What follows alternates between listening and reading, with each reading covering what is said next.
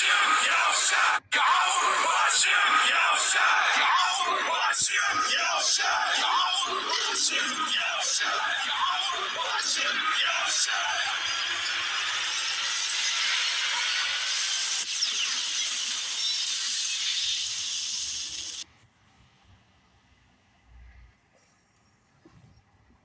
never believed in a conspiracy theory my entire life. For a second thought, UFOs. What changed your attitude at 50? The evidence. It turns out the federal government has been tracking this for 80 years and lying about it. So why? Well, that's a great question. I can't answer it. Tenured Stanford Medical School professor. Now, this guy has a couple patents. He's not a flake. He comes on and he's like, 11 years ago, the U.S. government reached out to me because I'm an expert on traumatic brain injuries as a physician, and they had all these court cases from families of U.S. servicemen, over 100, who'd been killed by UFOs. And the Department of Defense was refusing to give them death benefits or medical benefits. And I'm like, and he's like, so they were in the courts. And I was like, there are over 100 servicemen killed by UFOs? Like, what? He's like, yeah, and there are court cases about it. I'm like, why isn't this on the front page? Because we killed people, like a bunch of people. How can something kill a U.S. and active duty U.S. servicemen, or several of them? And like, that's not a story? Like, what is wrong with the media?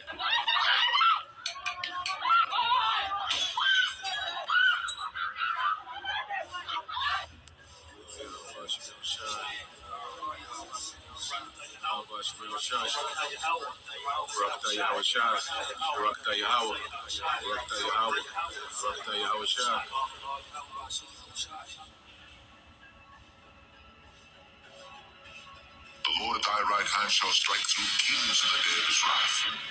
He shall judge among the heathen. He shall fill the places with the dead bodies. He shall wound the heads over many countries. He shall drink of the brook in the way. Therefore shall he lift up the head.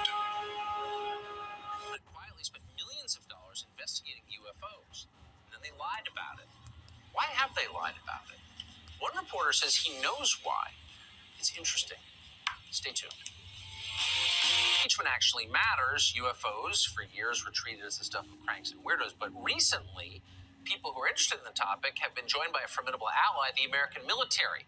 Turns out for years, the Pentagon spent millions investigating UFO phenomenon. They've lied about it.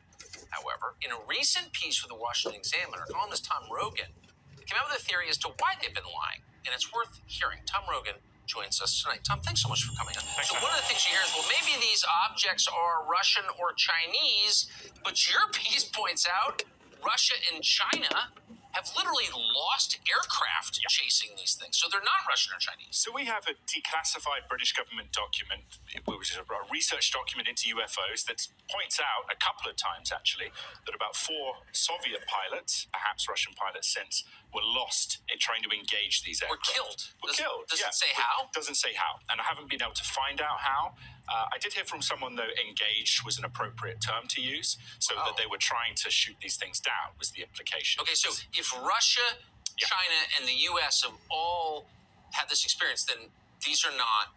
These are not. And I think that's a pretty clear assessment on the part of the military. These are not made by human beings. No. Well, yeah, I think that's a fair assessment based on the capabilities, especially with some of the aircraft that the Navy have seen in recent years are manifesting, right? That you have things going hundreds of knots under the water, anti-gravity, instantaneous hypersonic acceleration, that you have basically capability performance without jet propulsion. Right. This stuff is not stuff that China or Russia have anywhere near the capability or that physics can explain. Exactly. So why is the Pentagon lying about this? Why have they lied about it for so long?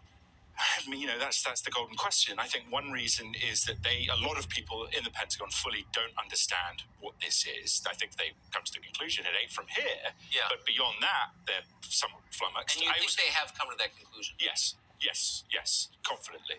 They think this is extraterrestrial, just to be totally blunt about it. Or extra-dimensional, something extra, let's put it that way. It's not from this world. Not from this world, and not from Elon Musk. Some people say maybe it's some secret billionaire somewhere. It's too advanced.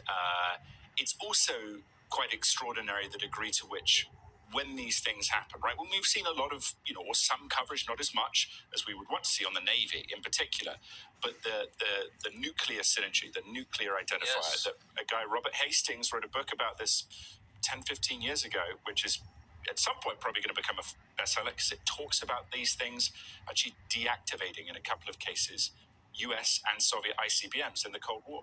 So whatever these things are, intelligent machines, they're not ghosts, blips on the radar. Also their ability to move, both through space, air, and hundreds of knots underwater in terms of friction. Nothing can go hundreds of knots. I mean, the whole thing is so we're out of time. Unfortunately, we should have led the show with this. We should be leading the show with this tomorrow, and so should every other newscast. Well, it's but great they're you're not. covering it. It's great you're covering it. No one else does. Covering it more. It's unbelievable. It is. Thank you. Thank you. Good to see you, Tom Ronan.